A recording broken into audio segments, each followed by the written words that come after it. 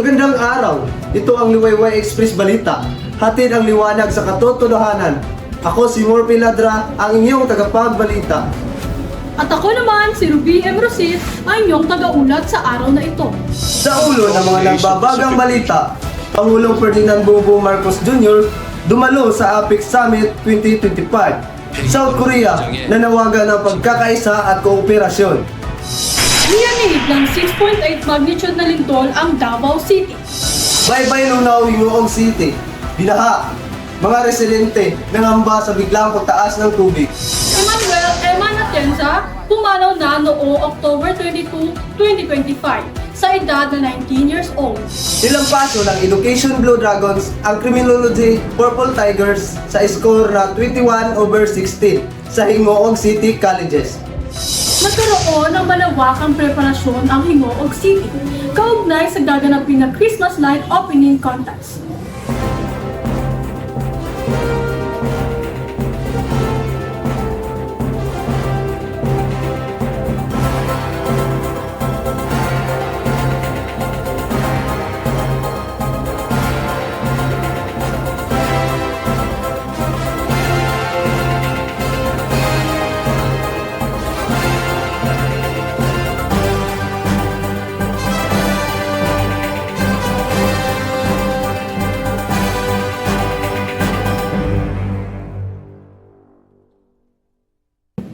Para sa ating mga pangunahing balita, Pangulong Ferdinand Bongbong Marcos Jr. dumalo sa APEC Summit 2025.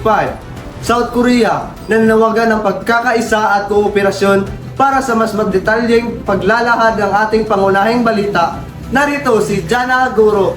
Jana. Dumalo si Pangulong Ferdinand Bongbong Marcos Jr. sa APEC Summit na ginanap sa Seoul, South Korea, kung saan nanawagan si Pangulong Lee Jae-myung ng South Korea sa mga bansang kasapi na pairalin ng pagkakaisa at mapayapang pakikitungo sa kabila ng mga pagkakaisa at sa interes. Sa pahayag ni Pangulong Marcos Jr., binigyang diin ang pangangailangang palawakin ang pamumuhunan sa digital at energy infrastructure upang mapabilis ang pag-unlad sa relihiyong Asia-Pasipiko, lalo na sa mga umuunlad na bansa tulad ng Pilipinas. Sa kanyang pahayag, binigyang diin ni Pangulong Marcos Jr. ang pangangailangang palawakin ang pamumuhunan sa digital at energy infrastructure upang mapabilis ang pag-unlad sa relihiyon ng Asia-Pasipiko, lalo na sa mga umuunlad ng bansa tulad ng Pilipinas. Kapansin-pansin ang pagkakamayan ni Pangulong Marcos at Pangulong Xi Jinping. Message clear. The Philippines is open, ready, and eager to do business with you. The Philippines offers more than just a strategic location at the heart of the region. We bring a dynamic workforce. Maraming salamat, Jana. At ngayon, dumako naman tayo sa lokal na balita. Para sa kaganapan sa ating komunidad, makakasama natin ngayon si Angel May Murao. Angel, ano ang mga nagaganap sa lokalidad? Hingoog City, Misamis Oriental. Binaha ang ilang bahagi ng Baybay Lunaw sa Hingoog City nitong Sabado, 8 ng Nobyembre taong 2025. Matapos tumaas ang tubig dagat dulot ng high tide na sinabayan pa ng malakas na alon at ihip ng hangin.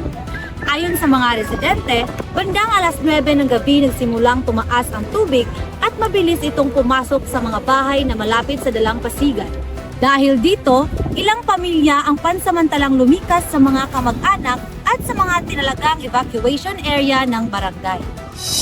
Maraming salamat, Angel. Para naman sa mga gabay at hula ng kapalaran para sa buwan ng Disyembre, alamin natin kung ano ang ating ng Makati TV. Narito ang ating tagabalita sa horoscope, si Jaylin Bueno. Jaylin? Ang ating horoscope ngayong buwan ng Disyembre ay Sagittarius at Capricorn. Nangangahulugan na ang buwan na ito ay panahon ng pagninilay at pagtatapos. Mas mauunawaan mo ang mga aral na dala ng buong taon. Mas titibay at gaganda ang ugnayan mo sa mga mahalaga sa buhay dahil sa mas payapa at mahinahong damdamin. Ito rin ay tamang oras upang magpahinga at ihanda ang sarili sa mga hamon sa darating na taong 2026. Ito ang Liwanag Express Balita, nag-uulat, Jaylin Bueno. Maraming salamat, Jaylin. Ngayon naman ay pumunta tayo sa Lathalay. Tampok ang mga kwento ng tao, kultura at mga pangyayaring nagbibigay inspirasyon. Narito si Lorimar Susi upang ihatid ang kanilang natatanging kwento. Lorimar, ano ang tampok ninyong ulat? Isang malakas na 6.8 magnitude na lindol ang yumanig sa rehiyon kamakailan. Ayon sa PHIVOLCS, sa kabila ng pinsala, mabilis na kumilos ang mga mamamayan, voluntaryo at lokal na pamahalaan. Tulong-tulong silang naglinis ng mga guho, nagbahagi ng mga pagkain at nag-alok ng kanlungan sa mga nawawalan ng tirahan. Higit sa 200 pamilya ang napilitang lumikas, ngunit walang sumuko. Sa mga paaralan at barangay, muling isinagawa ang mga earthquake drill upang sanayin ang mga bata sa kahandaan. Ngunit lampas sa paghahanda, may mas tahimik na laban, ang paninindigan at pananalig. Ang bawat Davaoenyo ay patunay na kahit gaano kalalim ang bitak ng lupa, hindi kailanman mababasag ang diwa ng katatagan. Sa Davao, ang bawat lindol ay hindi wakas kundi simula. Simula ng bagong pag-asa, simula ng pagkakaisa at simula ng panibagong sigla ng buhay. Ang bawat pagyanig ay paalala, hindi nasusukat ang lakas sa kung ano katibay ang bahay, kundi sa kung gaano kadaling bumangon ang puso. Ito si Lorimar Susi, nag-uulat mula sa Davao del Sur. Balik sa inyo sa studio. Maraming salamat, Lorimar. At ngayon naman ay alamin natin ang takbo ng negosyo, ekonomiya at kabuhayan para sa mga pangnegosyo. Baka kasama natin si Juliaca Traya. Ano ang pinakahuling galaw sa mundo ng negosyo? Patuloy na pinapalawak ng Axilom Resources Corporation ang kumpanyang nasa likod ng kilalang Fiesta brand, ang pamamahagi ng kanilang mga produktong mula sa niyog sa lokal at international na pamilihan. Kilala ang kumpanya sa paggawa ng coconut milk o gata ng niyog, coconut milk powder, coconut cooking oil, at desiccated coconut, na kabilang sa pinaka-ini-export na produktong Pilipino. Ayon sa ulat, ang mga produktong ito ay matagumpay nang naipapadala sa iba't ibang kontinente kabilang ang North America, Europe at Australia. Sa kasalukuyan, kinikilala ang Fiesta brand bilang isa sa mga nangungunang produktong gawa sa niyog na hindi lamang tinatangkilik sa Pilipinas, kundi maging sa mga banyagang merkado. Pinatutunayan nito ang lumalakas sa presensya ng produktong Pilipino sa pandaigdigang industriya. Juliaca Traya, nag-uulat, balik sa studio. Maraming salamat, Traya. Dumako naman tayo sa balitang sports, kung saan tampok ang laban, tagumpay at mga kaganapan sa larangan ng palakasan. Narito si Eileen Cantila para sa pinakahuling sports updates. Eileen, ano ang balita sa palakasan? Para sa balitang pampalakasan, Education Blue Dragons ng Ingog City Colleges nagwagi sa volleyball laban sa Criminology Purple Tiger sa score na 21-16. Isang mainit na laban sa larong volleyball ang nasaksihan sa Ingog City Colleges kung saan tinalo ng Blue Dragons ang kanilang maigpit na katunggali ang Criminology Purple Tiger mula sa unang set ng laro. Sa pangunguna ng kanilang team captain, matagumpay nilang naipakita ang husay at teamwork, matinding spike at maasahang serbisyo. Sinusubukan ng kalaban na makabawi sa ikalawang bahagi ng laro, ngunit nanaig pa rin ang disiplina at determinasyon ng Education Blue Dragons hanggang sa huling puntos. Ayon sa coach ng Blue Dragons, ang tagumpay na ito ay bunga ng tiyaga at pagkakaisa ng pupunan. Mula sa Liwanag Express, nag-ulat Eileen Nia Pigantila. Maraming salamat, Eileen.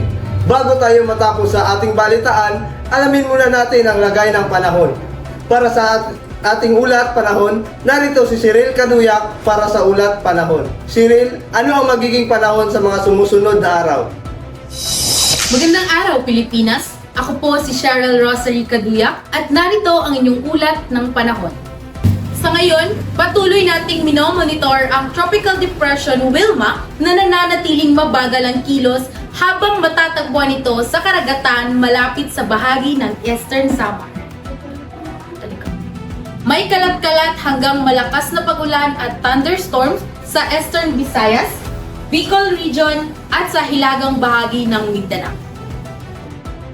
Sa iba pang rehiyon, bahagyang maulap hanggang maulap na may pulo-pulong pagulan, lalo na sa hapon at gabi. Sa mga kababayan natin sa Hingoog City, maulap ang kalangitan sa kabuuan ng araw. Umaga hanggang hapon, may mataas na posibilidad ng thunderstorms at pag-ulan na maaaring dala ng outer rain bands ng bagyong Wilma. At sa gabi, mananatiling maulap na may tsansa pa rin ng pag-ulan o pagkulog at kidlat. Pinapayuhan ang lahat na mag-ingat sa biglang pagbaha, lalo na sa magbababang barangay at mga lugar malapit sa ilog. Munting paalala, isecure ang mga gamit sa bahay, lalo na kung kayo ay nakatira sa mga malapit sa dalisdis o baybay. Maging alerto sa mga anunsyo ng inyong LGU at ng Pag-asa. Kung hindi kinakailangan, iwasan ang pagbiyahe sa dagat o ilog at magsagawa ng paghahanda tulad ng pag-iimbak ng pagkain, tubig, gamot at flashlight. At yan po ang pinakabagong lagay ng panahon ngayong araw. Ako si Cheryl Rosary Kaduyak, magbabalik para sa susunod na update. Mag-ingat po tayo, Pilipinas! Balik sa inyo, Murphy at Ruby. Maraming salamat, Cheryl. At ngayon naman, lumako naman tayo sa balitang obituaryo, kung saan nagdalamhati ang publiko sa pagpanaw ni Emmanuel Iman Atienza, anak ng kilalang TV personality na si Kuya Kim Atienza at ng kanyang asawa na si Pili Atienza noong ika-22 ng Oktubre, taong kasalukuyan. Sa edad ng 19, narito si Ashley para sa buong detalye. Maynila, Pilipinas. Nagdalamhati ang publiko sa pagpanaw ni Emmanuel o mas kilalang Eman Atienza, anak ng kilalang TV personality na si Kuya Kim Atienza at kanyang asawang si Felicity or Feli Atienza noong October 22, 2025 sa edad na 19. Si Eman ay hindi lamang kilala bilang anak ng isang tanyag na personalidad, kundi bilang isang boses ng kabataan na matapang na itinaas ang issue ng mental health awareness sa social media. Sa kanyang mga post at video, madalas niyang ipaalala sa mga taga-subaybay na it's okay not to be okay. Isang simpleng mensahe ngunit malalim ang epekto sa mga kapwa kabataang nakakaranas ng emosyonal na paghihirap. Sa likod ng kanyang mga ngiti ay isang pusong may malasakit. Si Emma ay mapagmahal na anak, mabuting kapatid at tapat na kaibigan. Nakilala siya ng kanyang mga tagasunod bilang isang taong totoo sa sarili. Handang magbahagi ng kanyang karanasan upang mas mapalawak ang pag-unawa ng mga tao sa mental health. Ginamit niya ang kanyang platform hindi para magpasikat, kundi para maging sandigan ng mga tahimik na nakikipaglaban sa loob. Ibinahagi niya rin ang mga simpleng paalala tungkol sa self-care, pakikinig sa isa't isa at kahalagahan ng pagtulong sa kapwa ng walang paghati. Tahimik na ginanap ang misa at burol ng pamilya, napalibutan ng mga dasal at paalala ni Eman tungkol sa pag-ibig at kabutihan. Sa kabila ng kanyang maikling buhay, iniwan ni Eman ang malalim na mensahe ng pag-asa at katapangan. Ang kanyang kwento ay nagsisilbing paalala na ang mental health ay hindi dapat ikahiya at na bawat isa ay may karapatang maramdaman, marinig at mahalin. Iba't ibang barangay at tanggapan ng lokal na pamahalaan ay puspusan na ang dekorasyon. Makikita ang makulay na parol, kumikislap na ilaw at malikhaing Christmas design na sumisumbilo ng pag-asa, pagkakaisa at kasiyahan ngayong Kapaskuhan. Ayon sa City Tourism Office, layunin ng mga katimpalak na pasiglayan ang diwa ng Pasko at ipakita ang talento at pagkakaisa ng mga hinuhugnon. Bahagi na ito ng pag-iikayat sa turismo at pagbibigay saya sa mga residente at bisita ng lungsod. Speaking of Christmas lights, partner, malapit nang sumapit ang Kapaskuhan. Oo nga, ano nga ba ang masasabi mo sa 500 na budget para sa Pasko? Siyempre, hindi kasya yun, pero dahil dyan, gagawa natin ng paraan. Oo nga partner, gagawa natin yan ng paraan. At dahil dyan, 5 days na lang malapit nang sumapit ang Pasko.